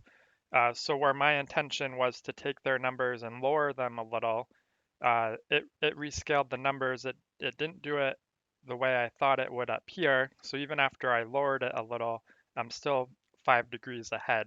And if we look at, let's say 10 psi, 10.9, 10.3, my number at 6,400 RPM is 28 degrees, and their number at there is no 6,400 RPM, but 6,500 RPM and 6,000, so it would interpolate between, is 16.4 degrees. So that's a 12-degree timing advance difference, which is huge, which probably explains why I had to keep pulling timing. So what I did, I'm gonna close this, is I went and I went back to my timing map and I made it kind of more uh, mimic what they gave me. They delivered. You can see here's 10 degrees, and I said 6,400 RPM. So I'm at 15. So I made it more of what they deliver, minus a little bit. And after doing that, those those kind of knock spikes went away. It was a lot better. It was a lot what I expected, honestly. So definitely, if when you do your rescaling, it doesn't hurt to pick a few rows and just compare, maybe all the way down, maybe 0, maybe 10, maybe 15, just to make sure that it does. It's not as important with fuel because you'll be tweaking that, but timing is something that normally you adjust kind of later on. You want to start with something that's safe, and if you don't do that compare, you'd be starting with something that's kind of unsafe. And as long as you're monitoring knock, I guess you'd catch it like I did. But you don't want to have to deal with that, especially if it's your first time uh, doing this. So definitely compare some of the rows just to make sure that the rescaling left stuff how you'd expect it to. The next thing that I want to show you is just one of my uh, logs from two nights ago, and it's this one right here. And you'll get really good at doing this, so just M. This is the section I want to show. I can spot this spike. I know that's my throttle and my speed. S to zoom in. And I'm going to zoom in a little bit more just around this area. So right here, my RPMs are going up. They're going up. I've got my timing map adjusted where it's definitely safe. And you can see my ignition timing right here is 13.6 degrees. I'm only at 12.5 pounds of boost, which is really nothing to the Supra, and everything is fine. And I'm getting up in the RPM. So the stock redline 6,900 RPM. And before I put AEM in, I had a G-force flashed ECU. I never really messed with it. It came with the car. But that had written on the case that it had an 8,000 RPM rev limit. So that's what I made my rev limit in AEM. So I'm above the stock red line here by 800 RPM, and everything's fine. And normally as the engine speeds up and you start moving to the right in the timing map, your ignition timing values, right now they're all flat, but once you start dealing with timing, they'll usually trend up a little bit because you can run more timing as the engine is spinning faster because you need to tell it to send that spark signal even earlier. Um, so everything's good right here at 13.6 ignition timing. Everything was good um, before it, and then right here it takes away uh, 5.6 degrees of timing. You can see it drop right here, and it's because I'm getting into this knock area, and you can see some of the knock volts over here in the 3 or 4, and that's definitely knock. And my fuel is safe. It's down where it should be. Um, it's 10.7 right here, which is actually a little bit richer than I'm requesting it, but it's also adding fuel because of the knock. Uh, and I saw this, and I did play with the timing, and I know if I did drop it down, it'd be less likely to happen, but it was still happening. I don't know if it could be valve float or something else. Uh, but I don't want to deal with this. I'm not going to redline the car if I'm going to see this knock. I was only using 8,000 RPM because that's what the previous ECU said. So I backed up and I changed my limiters to make them a little bit lower. And you can see I set them at 7,400 RPM, and I never really see anything that's bad below 7,400 RPM. So I ignore that knock section. I don't have to deal with it. And I do have a shift light in my car on that BTI gauge, and I set that to 7,200 RPM, and that seems to work well. So I'm gonna close this log, and I'm just gonna look at some of the other ones. These are from last night. I'm gonna look at this one right here, and these I did ECU log because I was wanting to keep an eye on my knock volts. And I saw something funny with AEM. I kept clearing the log um, between each pull, and even though I cleared it, it didn't really clear it. I can actually see my first one, my second one, my third one. Everything is still here. So I'm gonna zoom in to, I think it's right here. Yep.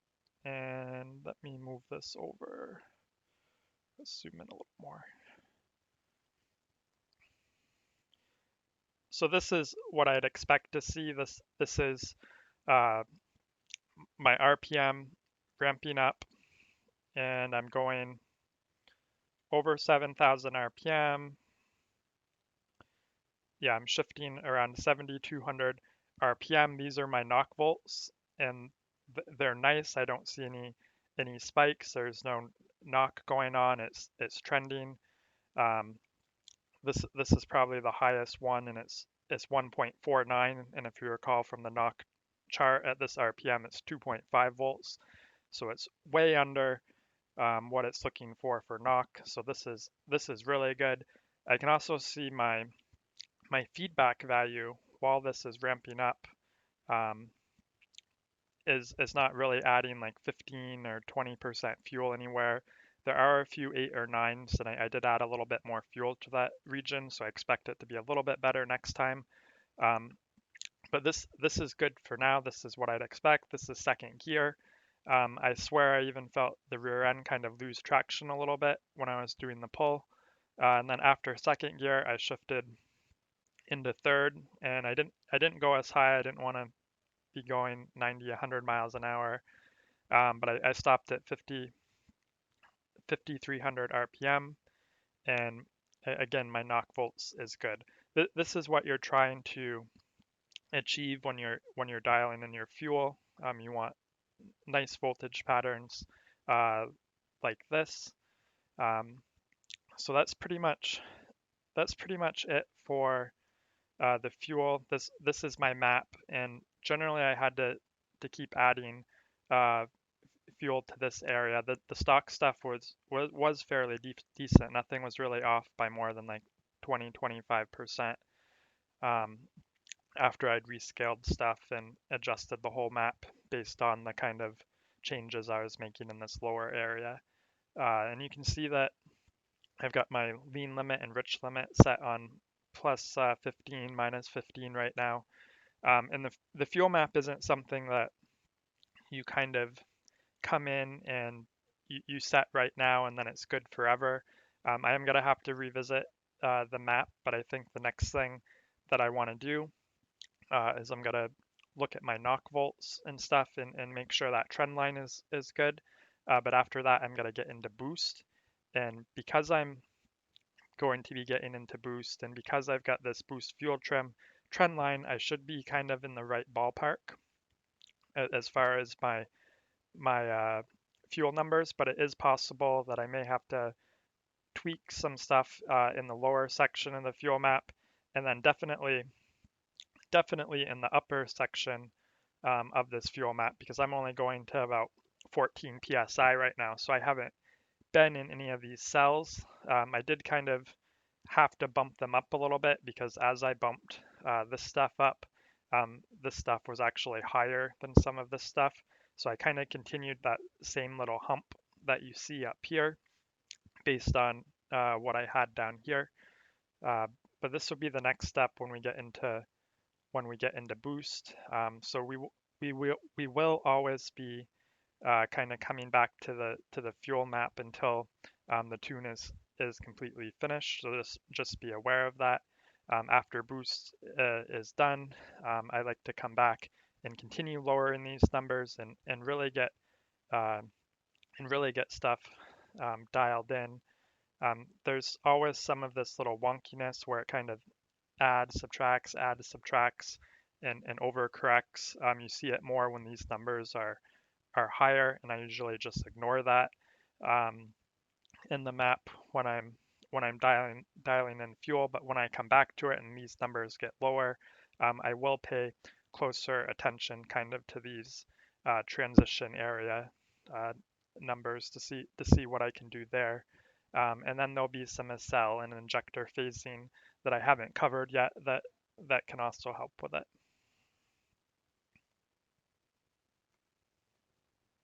So the last thing that I really want to do is just check that knock volt trend line. And I'd said that every recording that we've done, we can go back and we can look at the knock volts. This is how I usually will do it. And I'm just going to focus on this last one.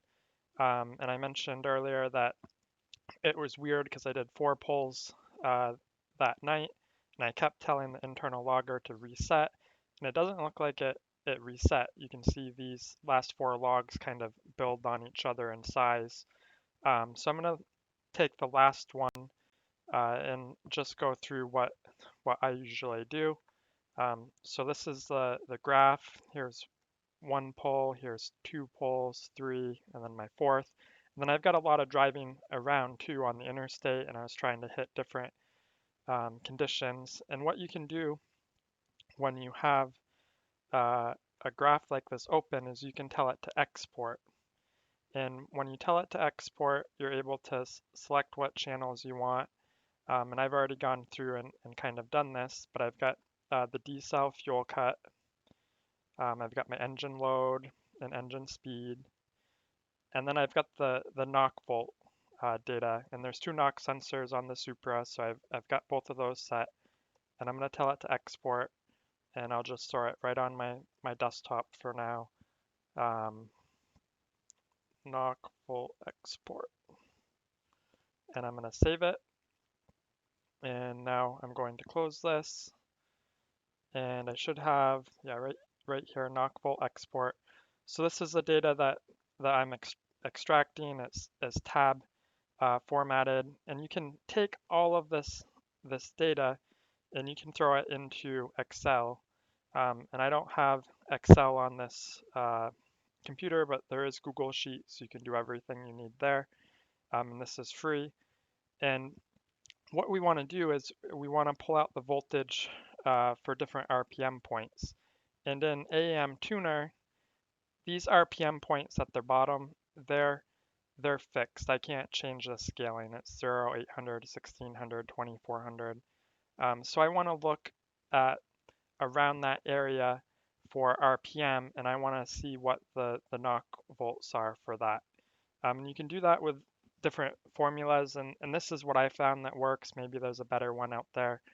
Um, but this is a way of saying if the engine speed's greater than 1550 RPMs and it's less than 1650, so I'm giving myself a 100 RPM window, then I want to have this column populate with what's in E2, which is my knock 1 volts.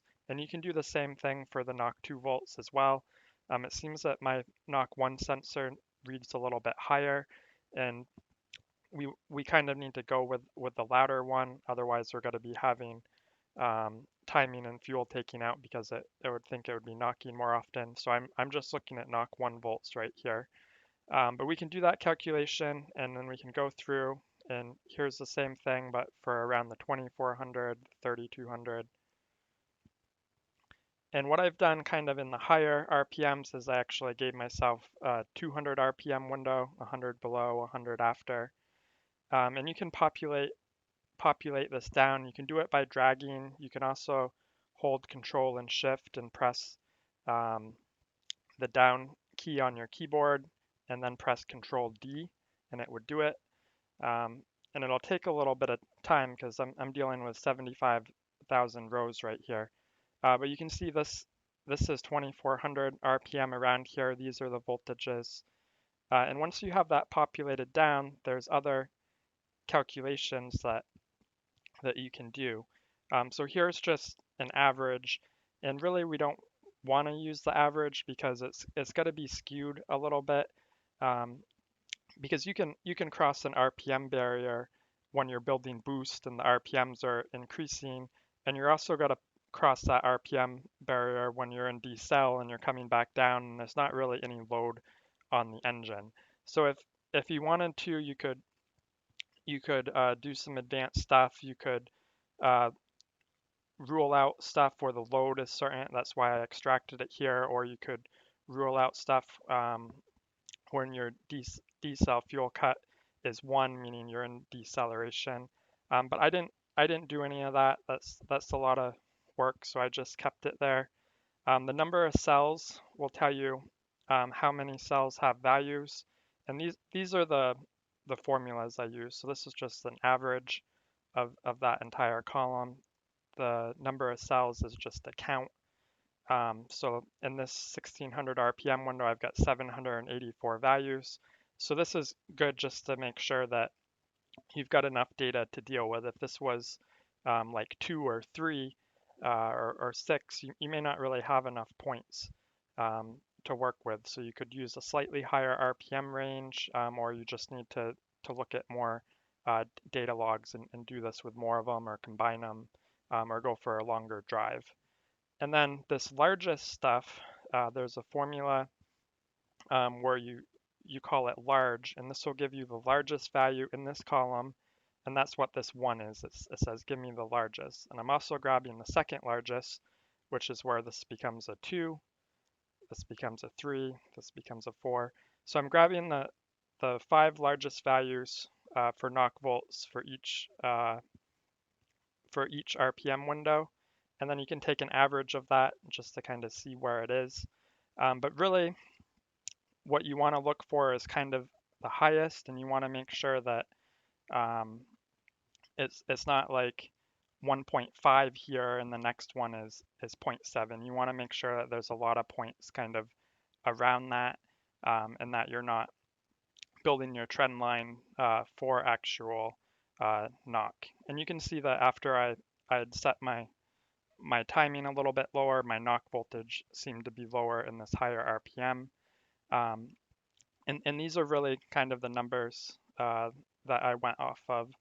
And I'm not going to be recording anything at the 800 and 0 RPM mark, so anything that I see for 1600, I've just kind of carried off to the side.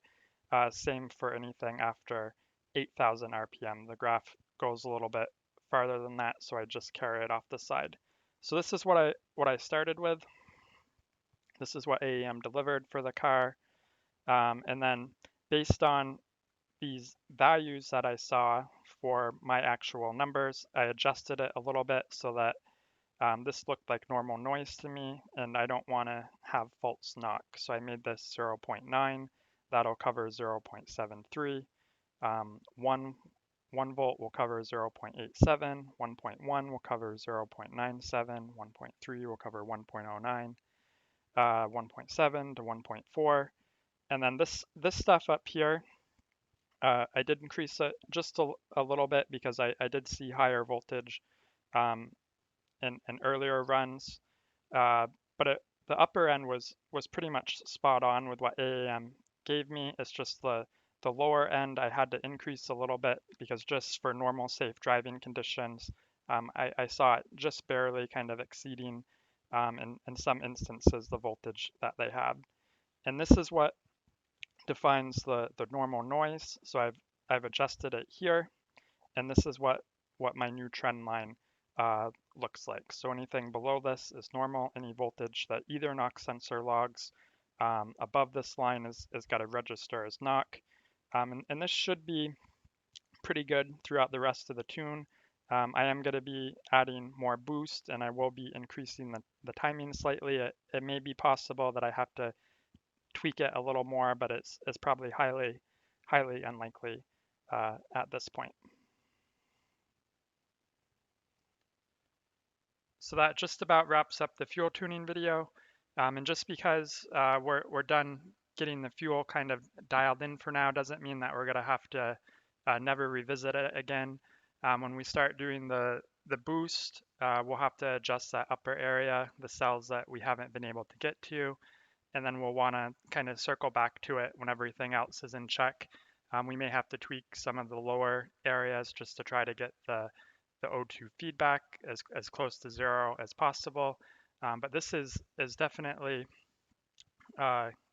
good enough for now. I wouldn't hesitate to drive the car to any kind of event. It's safe, the fuel is safe, the timing's safe, and we've got the knock feedback working and that trend line's right. So everything's kind of in check where we can drive the car safely right now. And next we'll be doing boost. There's just one last thing I just want to circle back to, and that's this trim page. So all of our fuel adjustments that we've been making is speed density, and typically when someone says, yeah, I run on speed density, we think that they have a map sensor and air intake sensor, and that's what we have. We have the IAT sensor, but really all of these fuel adjustments that we've been making has been based on load, which is the map sensor, and then RPM. So the IAT temperature sensor isn't really coming into play for anything that we've done. But that doesn't mean that it can't be important. There is this air temp fuel trim table that you can tweak when it's colder out. The air density is gonna be more dense. The molecules in the air are gonna be closer together. So if that air is going into your motor, there's gonna be more air entering than there would be if it's warmer. So some people will increase this a little bit. When I've been tuning my car, it's been probably between 65 and 90 degrees out, but my IAT temperature has always been probably between like 88 and 95 degrees, and a lot of that has to do with where my intake is. So my intake comes off the turbo, and it's right under the engine bay. So it's always, to me, um, going to be a pretty similar temperature. At least in the summer. I don't know if in the fall, if it's like 30 or 40 degrees out, if it will be noticeably cooler or not, maybe initially, and then once the engine bay warms up, it won't be. Uh, but the best thing to do is not worry about this right now. Get your fuel and everything dialed in. And then if you find later in the year it's warmer or it's colder and all of your fuel calculations are a little bit off, they're not going to be really, they shouldn't be too far off where your O2 feedback wouldn't make it safe to drive, but you may notice that, yeah, I'm running a little bit lean now, and it's also 20 degrees colder out. Maybe your air intake isn't under your hood. Maybe it goes down into your front bumper. If that's the case, and your map is kind of off a little bit everywhere, you can come back and you can adjust this air temp. You could add a little bit of fuel, a little bit more as it gets colder, kind of like a downward trend line, until whatever the temperature is now. And that's how you can really take advantage of your IAT sensor. So that's it for fuel, and next is boost.